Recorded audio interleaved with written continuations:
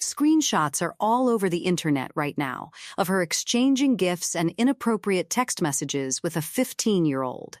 Candace Owens is losing her own employees, and her own people are getting fired for asking questions. There are moments when someone with no political stake in a story looks at the evidence and reacts with pure, unfiltered human instinct. No agenda, no side to protect, no brand positioning to consider, just a person looking at documented facts and responding to what they see. Joe Rogan is reportedly that person in this chapter of the story, and according to reports of his private reaction to what Candace Owens had assembled across her Bride of Charlie investigative series, the timelines, the organizational silence, the financial questions, the file connections, his response was not political. It was visceral.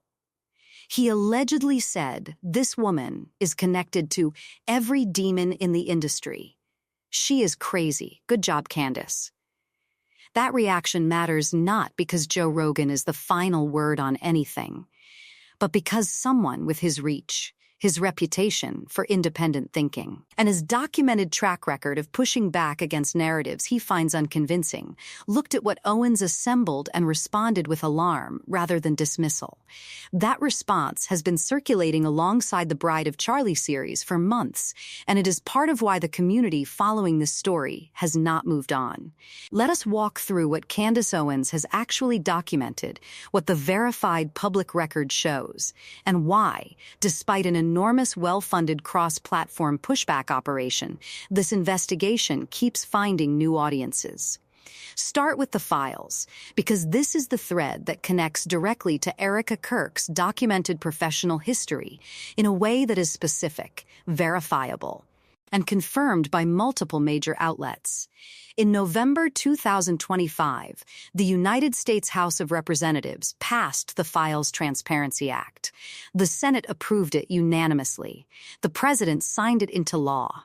The DOJ released an initial heavily redacted batch on December 19, 2025, drawing bipartisan criticism for failing to meet the law's requirements. Then, on January 30, 2026, the DOJ released over 3 million pages of documents, 180,000 images, and 2,000 videos related to the case. Deputy Attorney General Todd Blanche stated this would be the last major release. Bipartisan lawmakers, including Thomas Massie and Ro Khanna, the authors of the Transparency Act, formally requested access to unredacted files to verify compliance. The Corcoran Group, the New York City-based luxury real estate firm where Erika Kirk worked as a real estate agent at the time of Charlie's tragedy, confirmed by a September 2025 USA Today article appears in those files. The Corcoran Group handled the sale of Jeffrey Epstein's high-profile properties, including his Palm Beach mansion and his New York City townhouse, with Corcoran Group agent Kerry Warwick specifically listed and selling those properties. Multiple outlets confirmed that the Corcoran Group handled the sale of high-profile properties to compensate his victims. Now here is the precise, important caveat that responsible coverage demands. It is unclear whether Erika Kirk was with the Corcoran Group when they were involved in the sale of the Jeffrey Epstein properties. The property sales happened in 2019 and continued through subsequent years. Erika's documented timeline at Corcoran may or may not overlap with those specific transactions. No verified source has placed Erika Kirk in direct contact with Epstein, his associates, or those specific property transactions. What is documented is that she worked at a firm whose name appears in the files in connection with properties central to his estate, and that connection, however indirect, is what the online community has been examining. The broader file story has already ended careers and reputations across industries for people whose names appeared in ways they could not adequately explain. The exchange is actually in reference to Erika then having sent this 15-year-old to have photos taken. Insane. She sent the 15-year-old to have photos taken helping her. Because she is just so beautiful. Peter Attia, a longevity influencer, stepped away from CBS News and resigned as chief science officer at a protein company after his name appeared some 1,700 times in the January 2026 release. Catherine Reuter resigned from Goldman Sachs after appearing approximately 10,000 times. Lawrence Summers resigned from all Harvard roles after emails showed him asking for dating advice about a mentee. The standard being applied to these figures is one of proximity and judgment, not necessarily direct participation in criminal activity, and that is the same standard that the community examining Erika Kirk's Corcoran connection has been applying to her. Charlie Kirk himself was one of the loudest public voices demanding full-file transparency. He publicly called for complete unredacted release. He was documented making connections between network intelligence operations and systems of compromised political power in the period before his tragedy.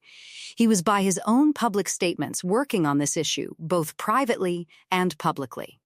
The organization he built is now run by a woman whose documented professional history includes working at a firm whose name appears in those files.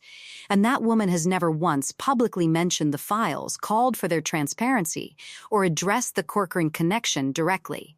That silence in the specific context of leading an organization whose founder had made transparency one of his signature issues is what people cannot set aside. Now let us talk about the coordinated pushback operation, because what happened in the days surrounding the launch of Owen's Bride of Charlie series in February 2026 is genuinely remarkable and fully documented. The Hollywood Reporter confirmed that Ben Shapiro publicly called Owens evil on February 24, 2026, with Dan Bongino and Dave Rubin following with similar language condemning Owens for the series. Meghan McCain called Owens' work pure, unadulterated evil.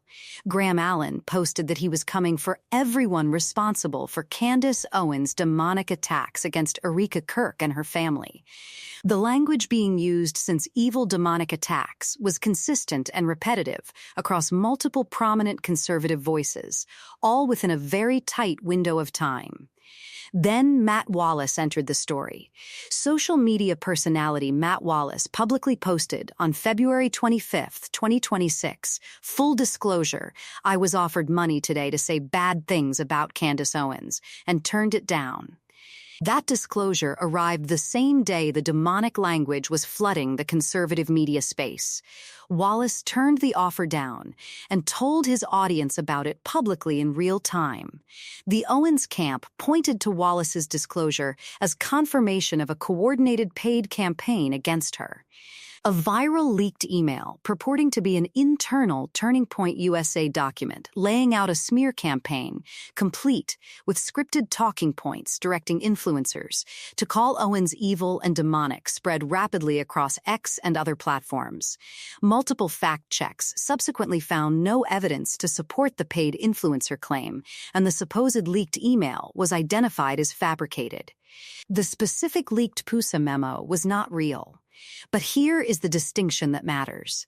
The bitter conservative civil war that spawned the viral fake memo was entirely real. The fake memo was invented. The coordinated, simultaneous language consistent attacks on Owens from multiple prominent conservative voices in the hours before her series launched were documented and real. Matt Wallace was offered real money to say bad things about Owens, turned it down, and told his audience. Those are two different things: a fabricated specific document and a documented real pattern, and conflating them would be a mistake. What the fact check did not and could not explain is why multiple prominent voices used identical language evil demonic in the same 24-hour window, or who offered Matt Wallace money to participate, or what the offer involved. Wallace's disclosure stands on its own as a documented public statement, regardless of whether the leaked memo was authentic. Former Turning Point USA communications staffer Aubrey Leach publicly claimed in February 2026 that she had been terminated for questioning the official narrative around Kirk's tragedy, saying, "I just have a gut feeling that I was terminated from Turning Point because I am questioning the narrative of what happened to my role model and CEO Charlie Kirk on the day of his assassination. Leach was a named, identified, publicly visible former employee, making a specific, documented public claim. She is not an anonymous source. She is a person who worked there, who was terminated, and who stated publicly what she believed the reason was. Her termination is one of approximately 60-plus documented staff firings that followed Erika Kirk's assumption of the CEO role. The Tapusa Purge, as the global project against hate and extremism, documented it in their April 2026 investigation, saw dozens of long-standing employees dismissed without severance or payout of accrued paid time off, prompting over 1,600 donors to contribute more than $75,000 to a GoFundMe campaign on their behalf. Aubrey Leach is one name attached to that documented pattern. The rest of the dismissed employees are also real people, though most have stayed quiet about the circumstances. The American people deserve to have every file released, with no redactions whatsoever. Period. Now let us address the Belfast recruitment situation, because this is a verified, documented, publicly announced event that raises a specific question the community following this story has not been able to set aside. Turning Point USA announced recruitment trips to Belfast and other parts of Europe, with the stated purpose of recruiting young people between the ages of 15 and 25 into the organization. The age range of 15 to 25 is a broad category that encompasses teenagers who cannot yet vote in most jurisdictions. The Belfast trips were facilitated in part through a connection to Ian Paisley Jr., the Northern Irish politician who was publicly disgraced after being caught secretly accepting luxury holidays from the Sri Lankan government worth approximately £50,000. Paisley initially blamed his staff for not declaring the trips before eventually apologizing to the House of Commons and repaying the value of the holidays. He is a documented public figure with a documented public scandal around undisclosed foreign hospitality. Belfast carries a specific historical weight that critics have been pointing to. This is a city that spent 3 decades navigating the systematic radicalization of entire communities through institutional manipulation, religious polarization, and the deliberate targeting of young people for ideological recruitment by multiple organized groups. The parallel critics are drawing between that historical pattern and an American political organization sending recruitment teams to Belfast specifically to sign up teenagers as young as 15 is not subtle, and it is being made deliberately by people who want it to be uncomfortable. Is international political recruitment of young people inherently sinister? No, political organizations recruit across borders constantly. Young people are always targets for political messaging. None of that is automatically problematic. But the combination of a recruitment age range starting at 15, a disgraced facilitator with documented foreign government compliance issues, and an organization whose CEO has never addressed a series of questions about her own documented history, that combination is what generates sustained scrutiny. Charlie Kirk publicly and repeatedly demanded full file transparency.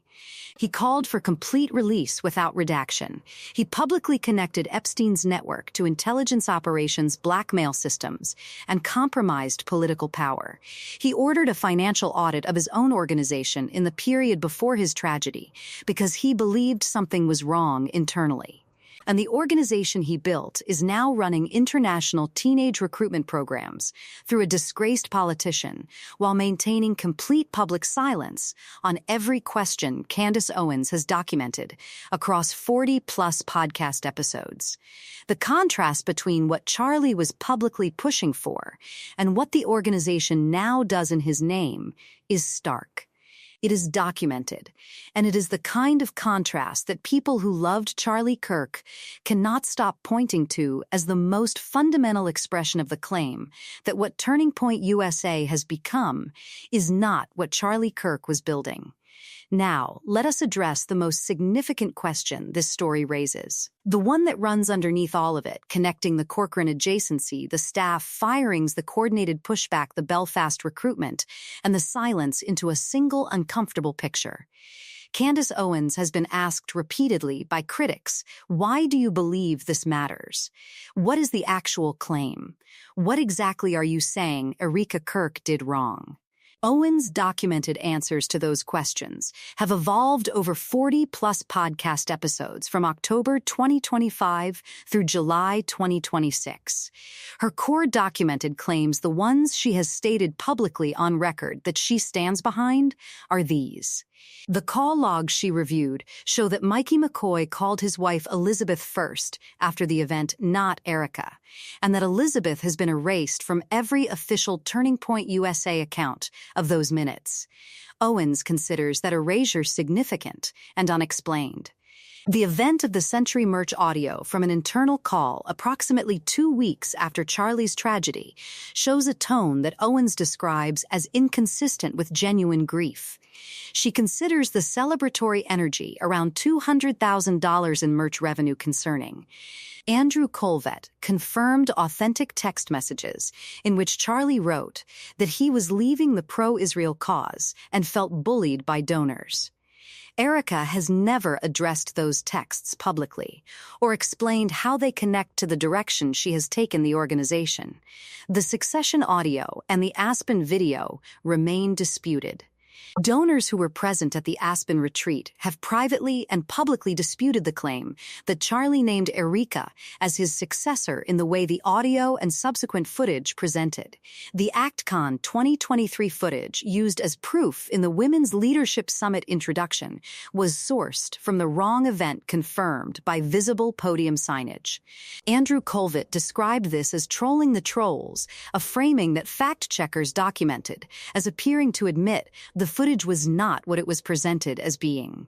The organizational response to Owens' investigation has been legal threats, staff firings, and a coordinated public pushback that, while successful in generating vocal support from prominent conservative voices, has never addressed Owens' specific documented questions with specific documented answers. As the Washington Post confirmed in February 2026, Owens released the first hour-long episode of Bride of Charlie, an investigative series on February 26, 2026, to enormous viewership.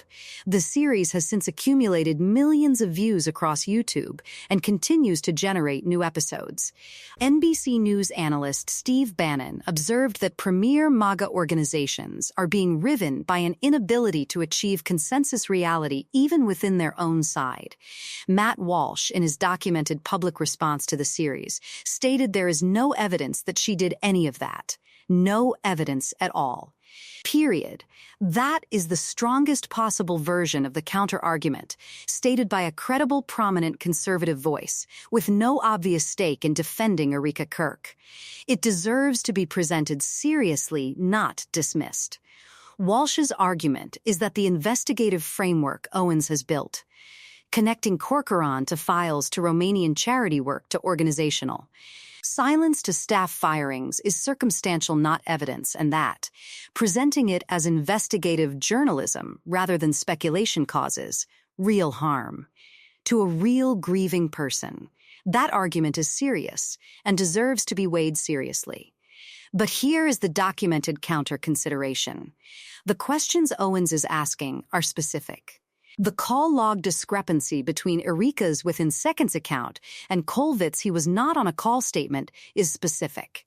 Elizabeth McCoy's erasure from official accounts is specific. The ActCon footage misattribution is specific. The Corcoran Group's documented connection to Epstein property sales is specific. The $200,000 merch audio is documented. Aubrey Leach's termination claim is on record. Matt Wallace's offer is on record. What has not happened across 40-plus episodes, across months of public scrutiny, across multiple legal threats and defamation lawsuit filings, is Turning Point USA, or Erika Kirk, addressing those specific questions with specific, documented, verifiable answers. Not general statements about grief being disrespected, not no evidence at all. Period. Specific answers to specific questions. The absence of those answers is what Owens points to as the most significant evidence she has.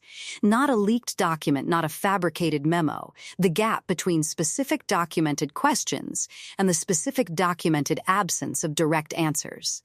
Now let us bring this to the present moment, because as of July 2026, the Tyler Robinson preliminary hearing in Provo, Utah, is producing new documented facts about September 10th, 2025, every day. And those facts are running on a parallel track to everything Owens has been investigating. The prosecution has submitted Turning Point USA videographer footage as evidence in the Robinson preliminary hearing, confirming that filming by Turning Point USA's production team was happening at the event and has been formally preserved as evidence in a capital murder case.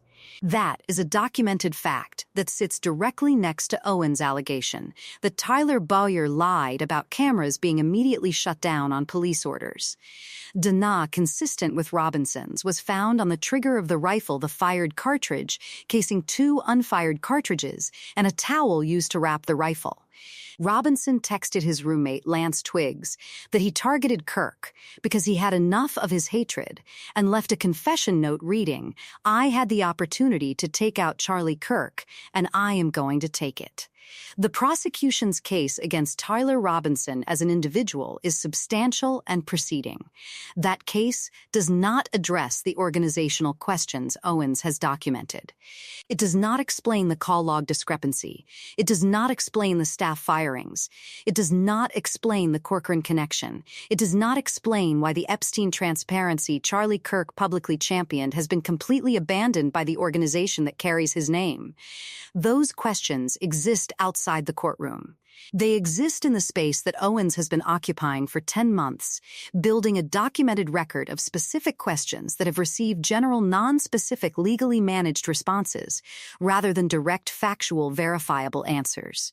Joe Rogan allegedly called it visceral. Matt Wallace was offered money not to say it. Aubrey Leach said it cost her her job.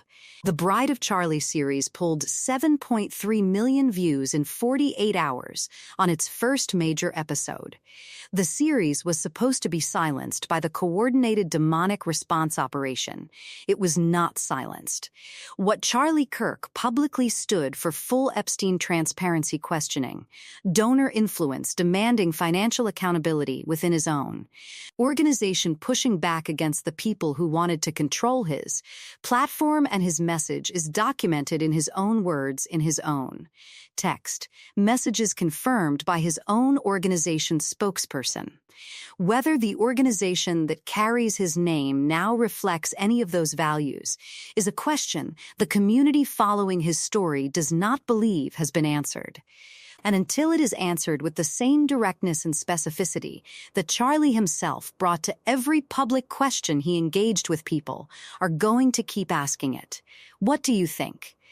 Does the Corcoran Group's documented connection to Epstein property sales deserve a direct public statement from Erika Kirk, addressing whether her work there ever overlapped with those transactions? And does the complete public silence on Epstein transparency from the organization Charlie built represent a meaningful departure from his legacy? Drop your thoughts in the comments. Subscribe to Rumor Report and hit that notification bell. This story keeps finding new documented threads. The entire pattern of silence surrounding the Corcoran connection continues to expand in significance the longer it goes unanswered. Every additional day that passes without a single sentence from Erika Kirk, or Turning Point USA leadership clarifying the timeline of her employment relative to the Epstein property sales, is another day the community of people who followed Charlie Kirk's work treats that silence itself as a form of evidence. This is not abstract. Charlie Kirk spent years drilling into his audiences the principle that transparency is non-negotiable when power and money and influence intersect with personal history. He did not make exceptions for friends. He did not make exceptions for allies. He certainly would not have made an exception for the person now sitting in the chair he once occupied. The fact that the organization has chosen instead to respond with legal letters, staff purges, and identical talking points about evil and demonic attacks only deepens the sense that something structural has shifted. The people who remain inside Turning Point USA after the documented firings of more than 60 longtime staffers are the ones who either never asked the questions or agreed never to ask them again. That is not speculation. That is the natural reading of the public record of terminations, without severance of GoFundMe campaigns launched by former employees, and of named individuals like Aubrey Leach stating on camera that their termination followed their private questioning of the official narrative. When an organization that once prided itself on open debate and free inquiry begins treating internal curiosity as a fireable offense the outside world is entitled to notice, the Belfast recruitment program sits in the same category of things that demand explanation rather than deflection. Recruiting 15-year-olds is not illegal. Partnering with a politician who previously accepted and failed to declare tens of thousands of pounds in foreign luxury travel is not illegal. But stacking those two decisions on top of an unresolved Corcoran adjacency and a total public blackout on the Epstein files that Charlie Kirk spent his final months demanding creates a composite picture that reasonable people find impossible to ignore. The historical weight of Belfast is not a rhetorical flourish invented by critics. It is a documented reality of a city that learned through blood and decades what happens when institutions treat adolescence as raw material for ideological capture.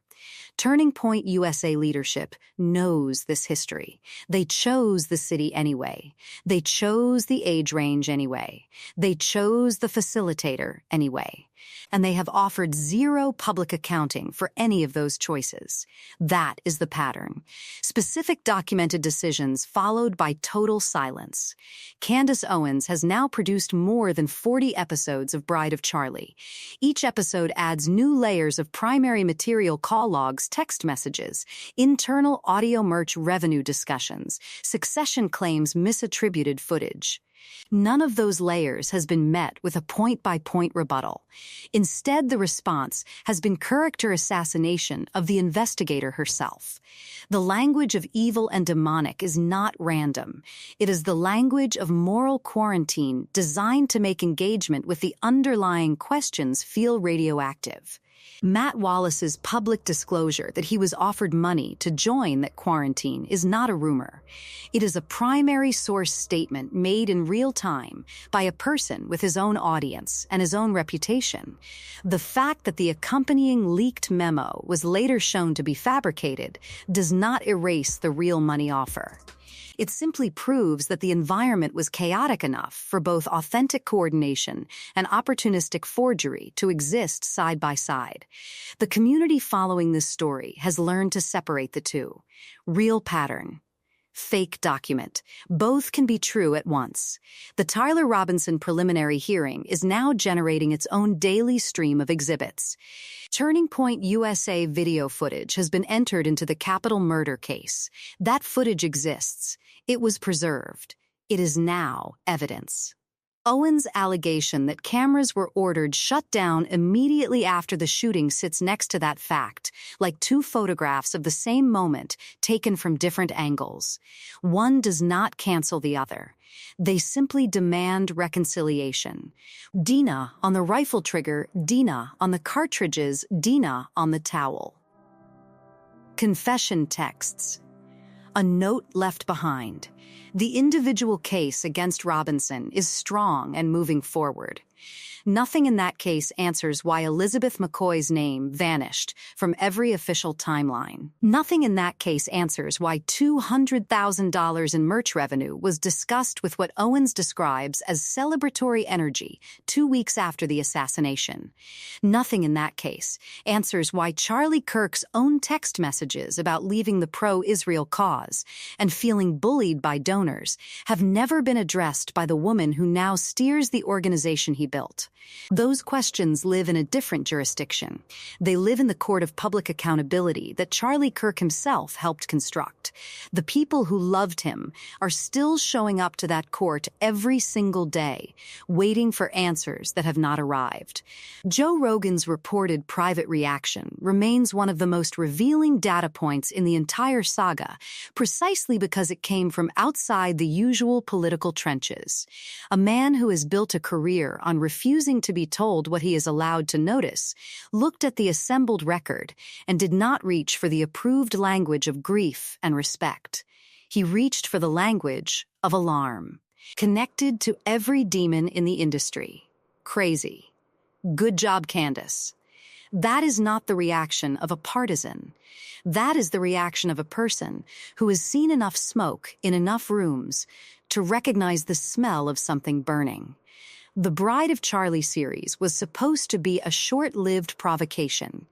It was supposed to be crushed under the weight of coordinated condemnation. Instead, it has become a sustained multi-month examination that continues to draw millions of new viewers with each release. The reason is simple. The questions are specific. The silence is total. And the gap between those two facts keeps widening. Every new episode of the series is another opportunity for Turning Point USA or Erika Kirk to step forward with dates, employment records, meeting logs, financial disclosures, or any other primary document that would collapse the circumstantial architecture Owens has built. That opportunity has been available for 10 months. It has not been taken. The absence of that response is now part of the story itself. People who once believed that Charlie Kirk's death would produce a moment of unity and clarity inside the movement he helped shape are instead watching a different process unfold. Staff who asked questions are gone. Influencers who were offered money to attack the investigator are speaking publicly about the offers. A recruitment pipeline aimed at teenagers in a city with a history of youth radicalization is operating without explanation. The Epstein files that Charlie demanded remain unaddressed by the organization that bears his name. And the woman at the center of all of it continues to move through the public square, as if none of these threads require a single declarative sentence. That is the picture as it stands in July 2026. It is not a closed case. It is an open ledger of unanswered questions. The community that still carries Charlie Kirk's memory is not going to close the book until the ledger is balanced with the same level of specificity that he himself always demanded from everyone else. The Corcoran Group connection the staff purge the Belfast program, the call log discrepancy, the merch audio, the succession claims, the misattributed footage, the paid pushback, offers the total silence on the files. Each item alone can be dismissed as coincidence or grief or bad optics. Taken together, they form a pattern that refuses to dissolve. Candace Owens did not invent the pattern. She assembled the pieces that were already sitting in public view and refused to look away. Joe Rogan reportedly saw the assembly and reacted like a human being instead of a brand. Matt Wallace was offered money to look away and said no on the record. Aubrey Leach lost her job and said so on the record. The series that was supposed to die in a hail of demonic rhetoric is still climbing. That is not the behavior of a story that has been debunked. That is the behavior of a story that has not yet been answered. The American people who followed Charlie Kirk through years of campus battles, donor battles, media battles, and internal battles deserve better than the current vacuum. They deserve the unredacted files he fought for. They deserve the financial transparency he ordered. They deserve the direct answers to the direct questions that his widow and his organization have so far chosen not to give. Until those answers arrive, the questions will keep multiplying. The comment sections will keep filling. The view counts will keep rising. And the people who still believe that Charlie Kirk's name should stand for something more than silence will keep showing up every single day, demanding the one thing he always taught them to demand: the truth, without redaction, without spin, and without exception.